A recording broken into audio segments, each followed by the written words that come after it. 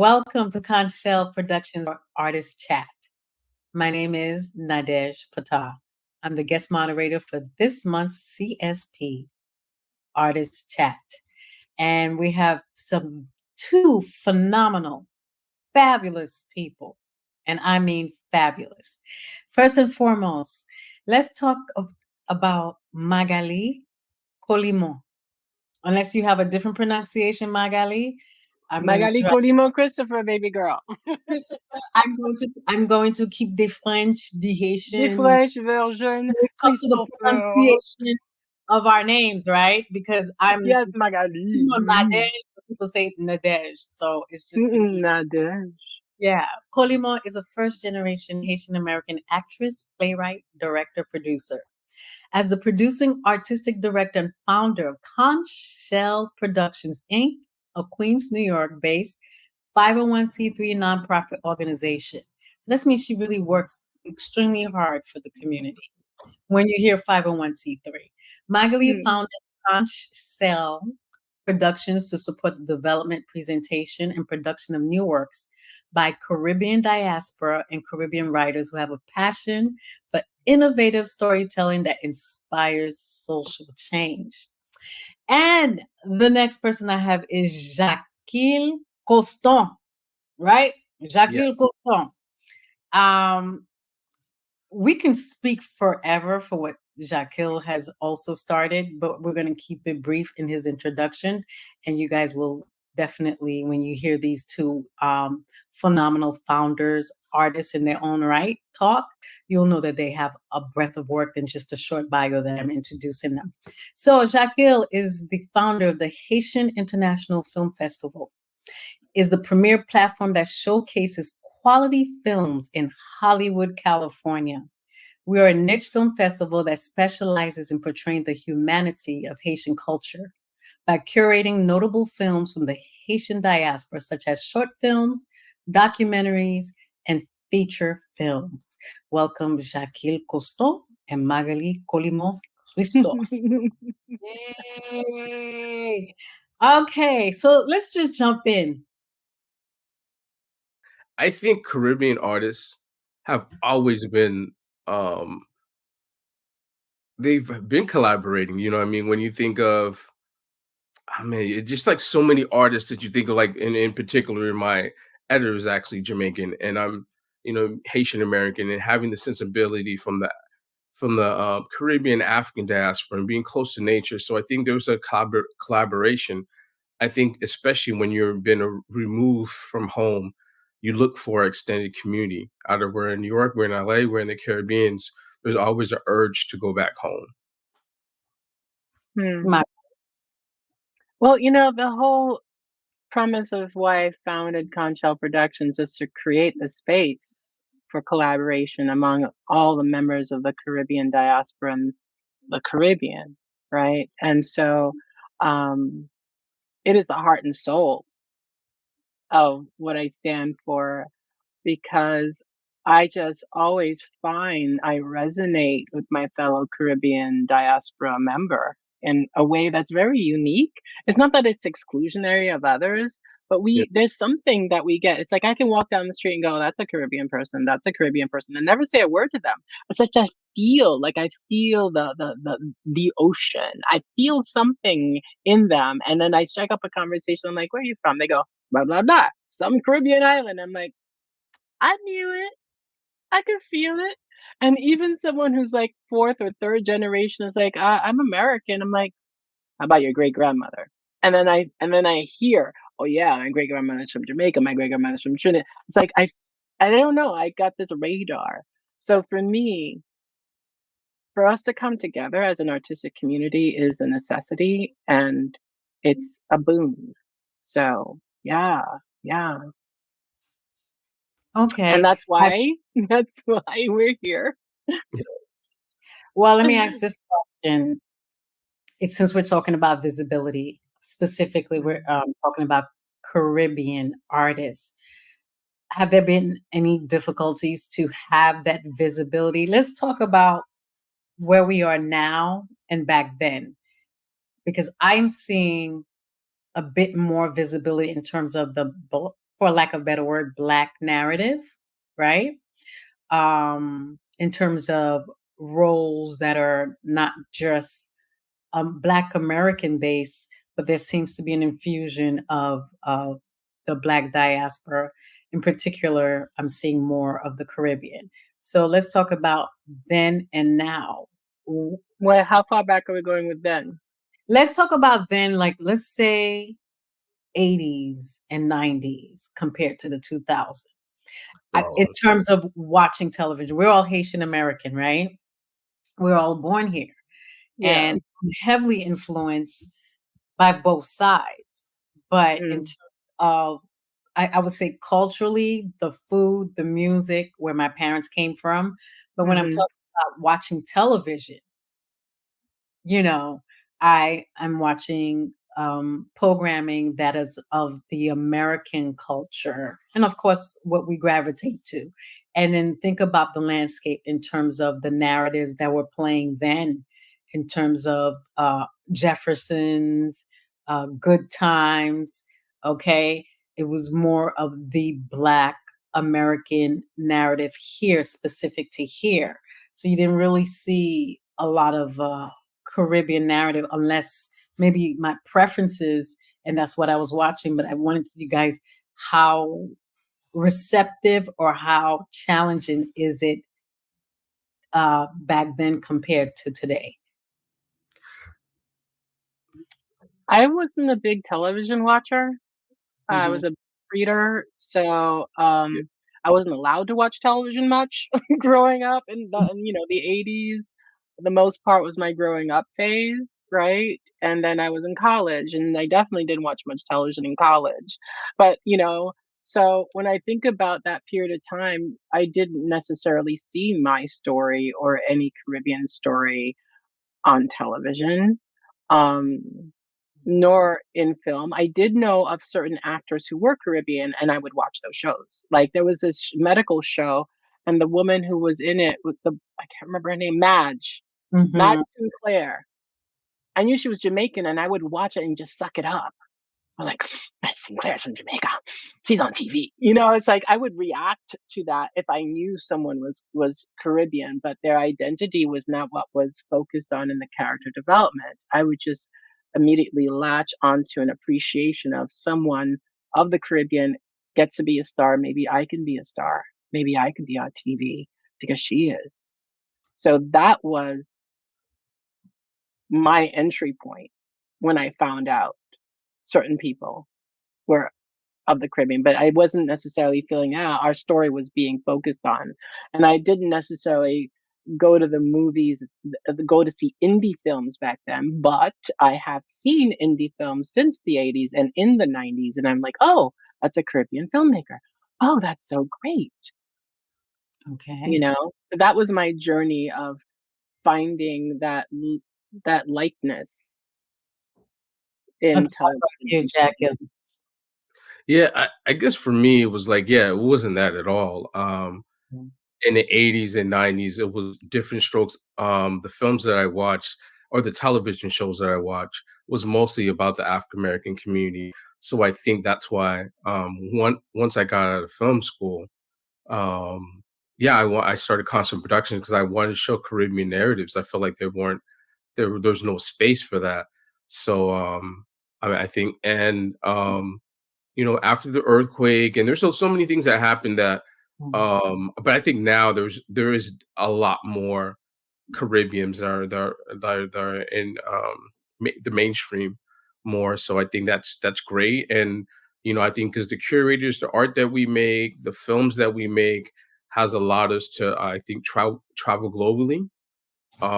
So I think that's been a shift that maybe internationally and locally now we're acknowledged that we have great artists coming out of our community. So I think that has helped. And because I think we have Black Film Festival, we have Caribbean film festivals now that that can support these amazing artists. So I think that's important. Now you have the art, but you have to have the organizations and institutions that support and understand this community of artists that are from the Caribbeans. So what But do I you? think it's really important, when you do talk about the Caribbean, we are a multiracial, multi-ethnic community, and so you know it's really difficult when we say that when I say I represent the Caribbean nations to say the racial background of the people. And I think that's what's really important because Haitians, from everywhere, you know? Haiti is a melting pot. Every Caribbean island became a melting pot. And I think that's the other thing that I feel is that connecting point for all of our cultures. We're basically all melting pots.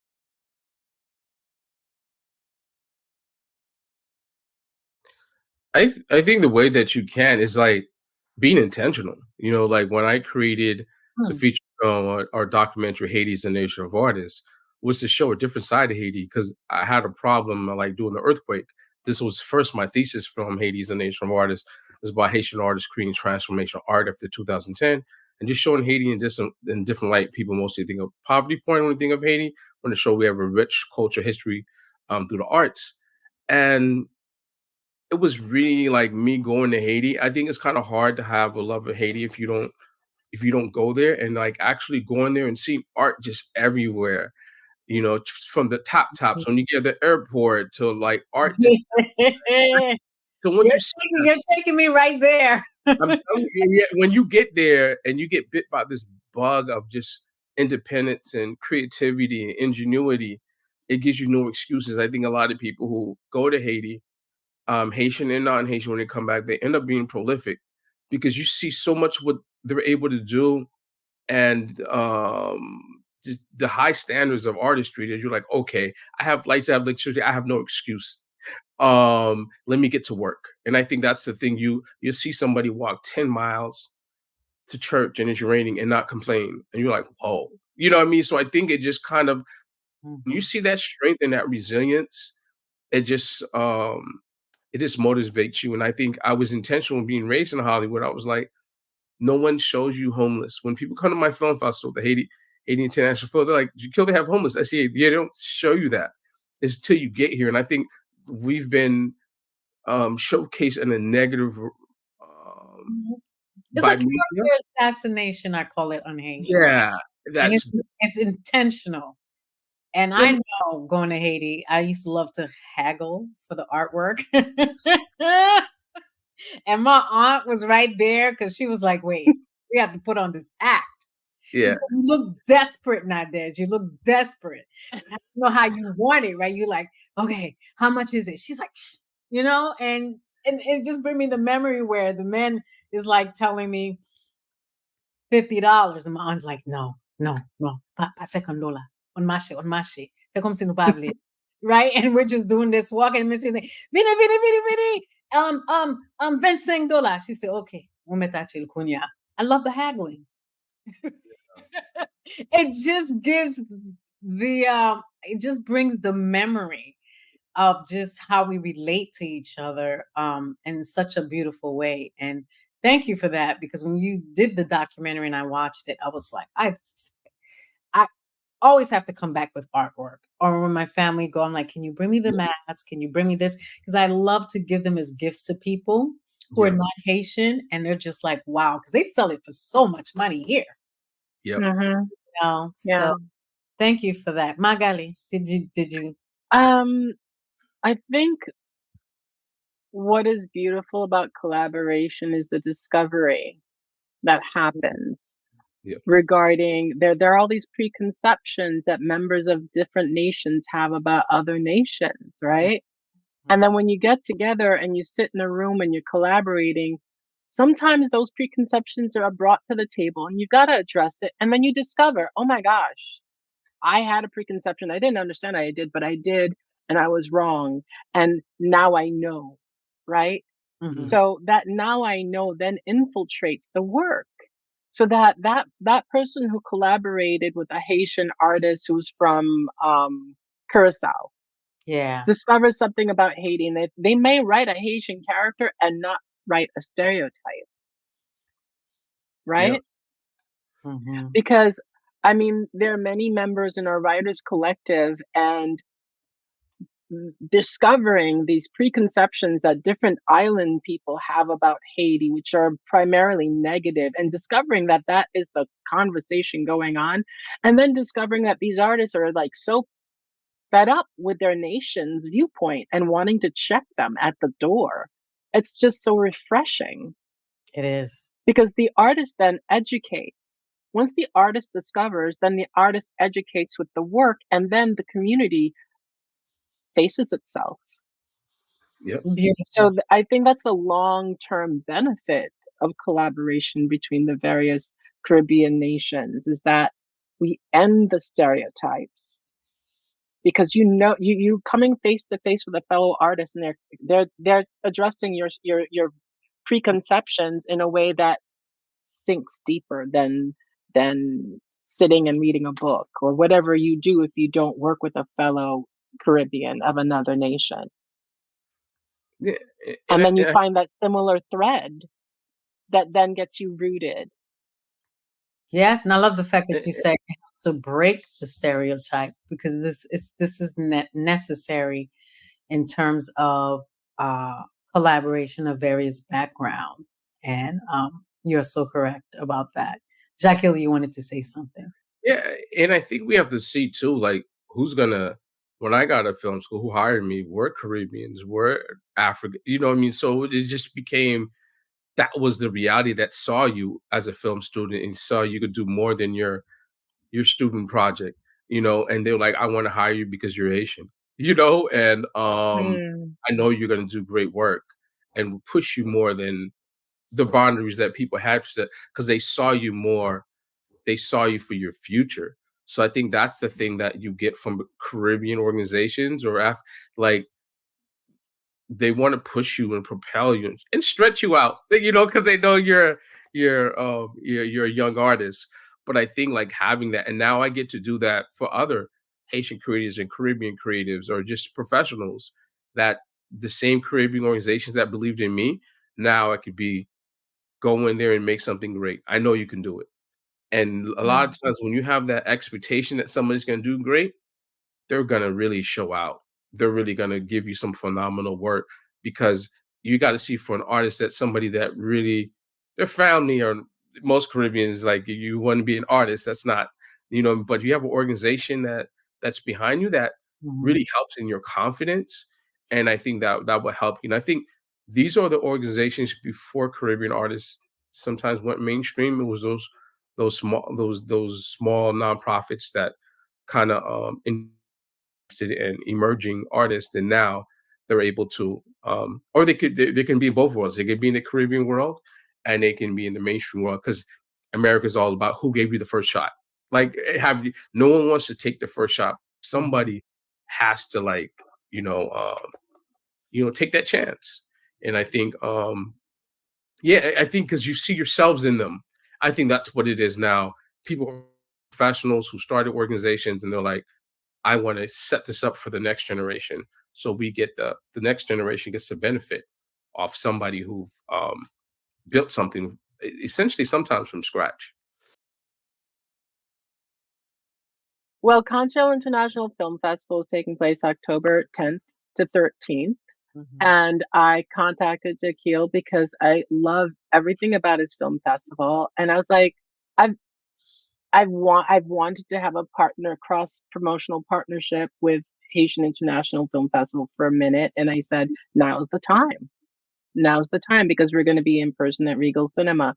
And the work that your film festival presents is always just like delicious and unique and like no one's ever seen it. And I wanted to create this bridge for your artists to share their work with our audience because Caribbean Tales Film Festival is currently our cross promotional partner, and their artists have screened in our film festival because the thing is, we need to know that there are different places where communities are supporting our work so that we can get the feedback from the audience, so that we can get the exposure in different markets in a market that is looking for our voice. And that's what and Jacquil was like, yeah, let's do this, because we can't be silos. The artists can't thrive if our organizations are acting as silos, right? We have to come together and say, hey, over there's another film festival.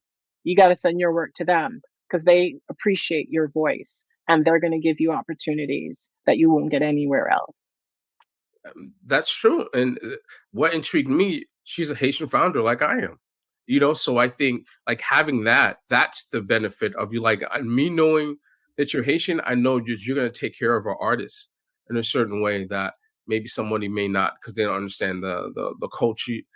Culturally, they don't have that understanding. So I think that's really important that that as Caribbeans and as Haitians in particular, that we collaborate, because there's 3 Haitians that are on here, from the diaspora. So I think as actors, as creators, as people that run production companies, we make the most Black art out of the Caribbeans and Lebanon. So it makes sense that we're gonna, like, wherever we are, we're gonna collaborate. And that was when I created my film. What I mean? I could reach out to Jimmy, John Louis. I could reach out to the top Haitian artists just because I'm Haitian.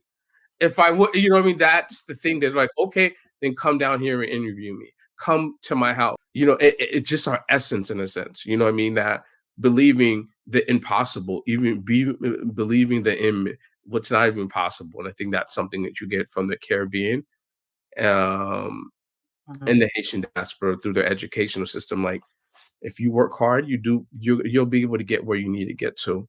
And they really, when the kids come here in the diaspora in America, they really push them to go get their education, and but at the same time do something for the community, not just leave.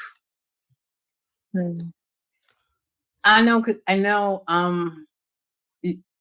Magaly is Caribbean specific. Yours is Haitian specific, right? Or is Haitian and other Caribbean films in terms of the Haitian International Film Festival, right? Is it particularly just Haitian films, or the Caribbean as a whole? I think hers. Are you talking to me? Are you talking to Magdalene? I think. Jackie. Oh, for me, yeah, it's definitely films from Haiti and the Haitian diaspora and the African diaspora. So I have, I have films specifically made in Haiti, then Haitian diaspora. So New York, Miami, Canada, overseas, Europe, Canada, and because I just want to show people, because people have a very limited view of Haiti. Yeah. So once they see the Haitian diaspora and they see films specifically from Haiti and from the African diaspora to show a positive perspective, it opens, it opens their minds. Well, I think we're discovering that, Yep. right? Because we're doing a cross promotional partnership to discover how we can create this sustainable network of opportunity for talented artists. Because we focus on short films at Conch Shell International Film Festival. A short film doesn't have a very long shelf life. Our film festival accepts films that were completed from 2007 to 2024. But the thing is, other film festivals have premiere requirements, right? So your opportunity to get your work seen is limited. And so by creating these cross promotional relationships, you create this wave of opportunity that makes the development of emerging artists and the networking required to move on to your next project, your feature film, possibly through collaborative relationships, that makes for the sustainability that you're asking about.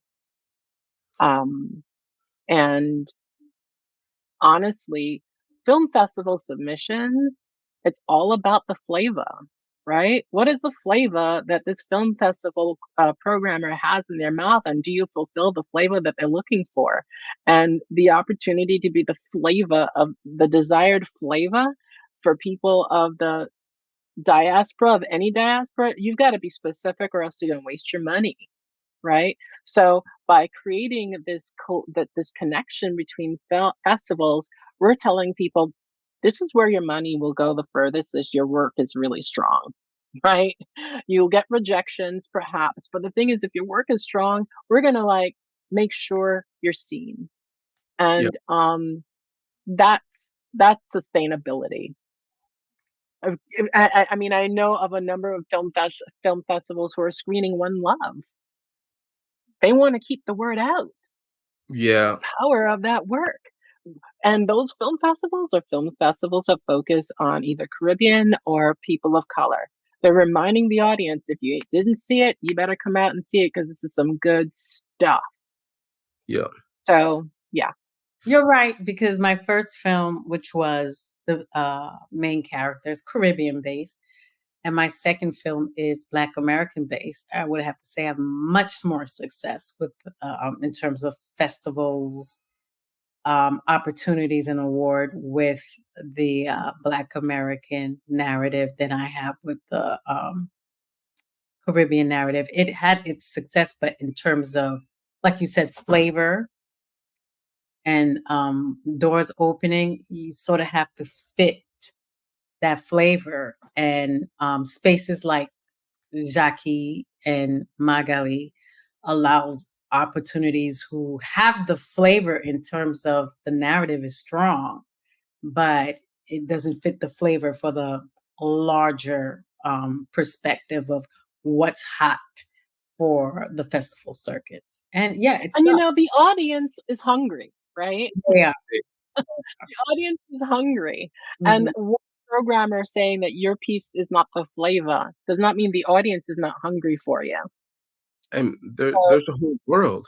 There's a yeah. whole it's Mhm. not one film festival, and I think if you only get and I think a lot of film festivals or filmmakers, they get discouraged because they don't get in one or two, or they don't get in whatever the top 10 film festivals, and they feel like everything's over. But it's you knowing how to market yourself. As you continue to put your work out there and have that belief, then you will find those film festivals that will find you.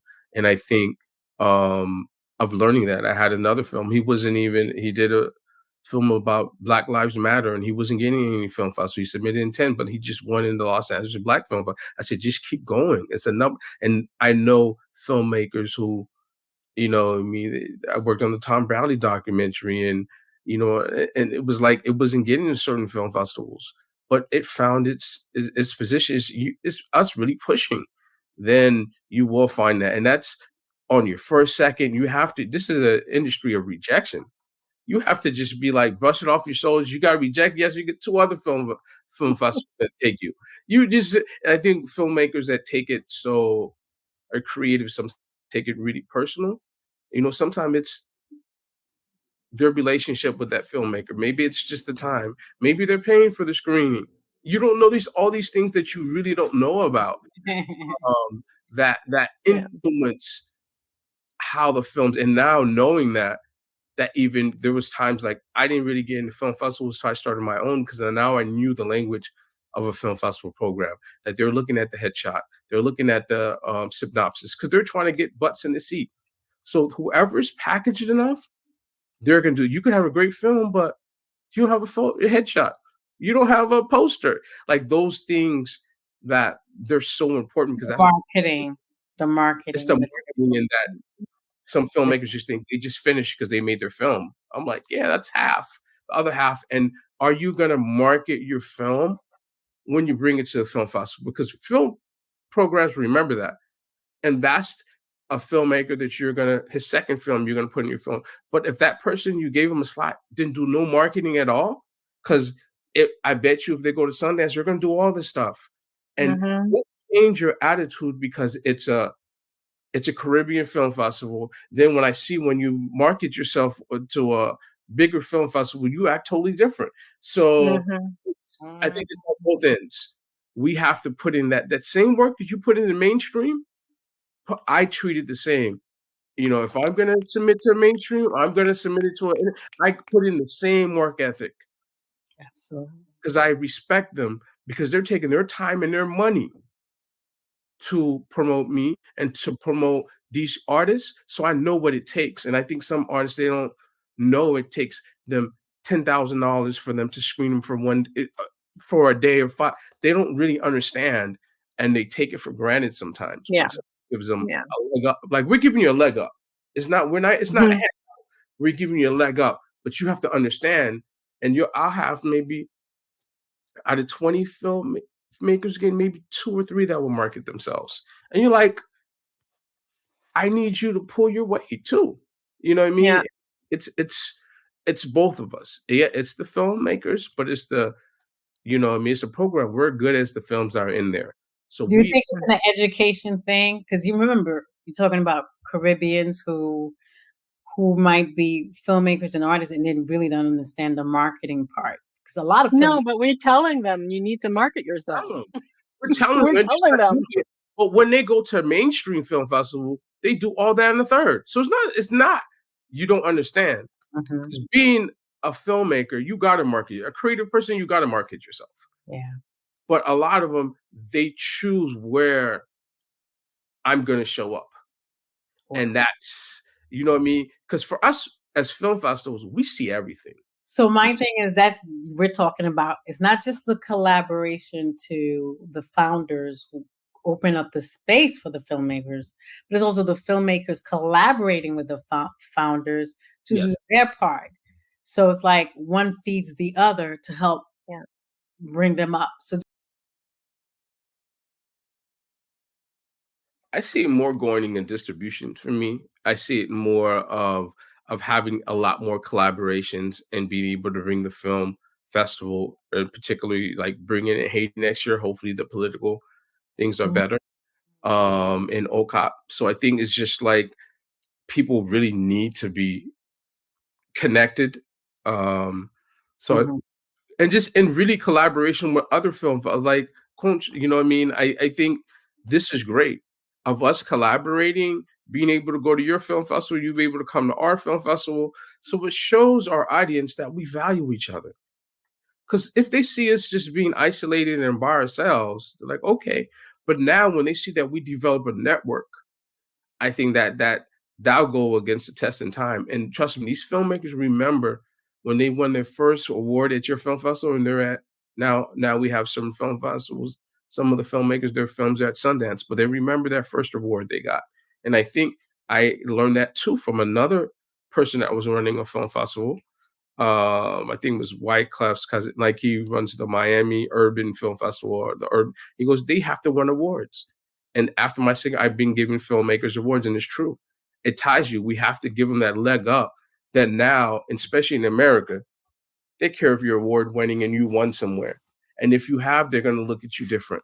And if you provide them that, and it's not just, and I think the second generation of film festival, we're starting realizing like, yeah, it's great to do this culture thing, but people got to win. Like we want people to win to be able to take their stuff to the next level and them to collaborate with each other. And I think you create a different atmosphere. I think the great films that you curate, and it's great to see us like showing like I want to, you know what I mean? Just like I'm a fan of films, go see her films and have our films there. She could have. I think that's what it's about right now in this digital age. Us being able to cross promote, not only talk about it, but to show that our collaboration is going to bring so much value to our market. So people are like, oh, it's not just this one little film festival, in LA or this one film festival in New York. So I think that allowed them to see themselves in a different. Because I've been able to travel from all these Black film festivals, and that's great. I've been able to go to New York, Miami. I've been able to go to concerts because of a Black film festival, a Black lady from Martinique who started the Pavilion Afrique. So I value them because they allow me to travel around the world and have these diverse experiences, having me able to go to Boston, be in LA, because these women and some men who started these film festivals that let our work live. And we want to continue to do that for our filmmakers. Okay. Magaly. Well, this year is our first in-person incarnation. We were founded during the pandemic. Thank you. And, Nadege was an integral part of that, as an award jurist, as a panelist, as a moderator. And so my vision for this film festival is to grow as the place where people make the connections that make a difference. We offer workshops, we offer panel discussions, we offer gatherings for artists to sit and just talk and get to know each other and to have a reason to want to continue the conversation, as well as introducing the audience to the work. So that's what I envision. I envision that it becomes the place, Sundance, the Yep. Sundance of the Caribbean nations. Everybody just wants to get together and like nosh and have like the Trinidad house and the Jamaica house and the Haiti house Yeah. and Haiti house and the Puerto Rico house, Hey, and I they see all want to just something lay down brewing. and like, yo, we gotta party and talk, and we gotta be wherever the festival is. Because I don't see the festival always being in New York. My vision is, maybe 10 years from now, it's going to be in another country. It's going to be in another state, traveling, pro- preferably another country, going throughout the Caribbean, living in different venues, so that we, because I really want to infuse this desire on people's parts to film in the Caribbean, Yep. right? So if Mhm. you have the festival in the Caribbean and filmmakers from everywhere and around the world come there, it's like, I think I want to film here. And that way film commissions can say we have an incentive, and the people are actually talking to the film commissioner and discovering things that you may not get on the website. So that's my vision for the future. That's Well, my vision for the future. Magaly, Jackie, we could talk forever about the importance of collaboration and the But benefits we won't, because we have to go. that we Yeah. have, well, the economic benefits. But I think we touched on it enough to have further discussion as you put it on this platform, and more people will talk and understand that it's just not a one-way street, but a two-way street between the festivals and the filmmakers, for us to lift our weight, to lift ourselves up, to get to the Sundance and create our own Sundance, right? Sundance started where you started, but what they have Yep. is a community and collaboration, and everyone is helping to support each other. So I think we just need to go back to that space, to that mindset. It starts here, Yep. and then the movement begins. For the Caribbean culture, who's just as important as the other cultures in the Black diaspora. And we're all unique and the same, and we should have a space to tell our unique story, our aspects of the Black diaspora. Yep. Thank Thank you, Nanda. Thank you you. so much, Nadege. Thank Yeah. you, man. Yes. Thank you. Great.